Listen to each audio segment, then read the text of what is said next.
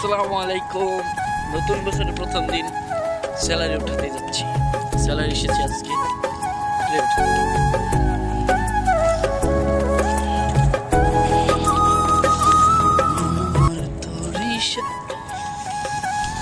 পুরো একটা মাস কাজ করার পরে স্যালারি আসলেও প্রচুর শান্তি লাগে, শান্তি।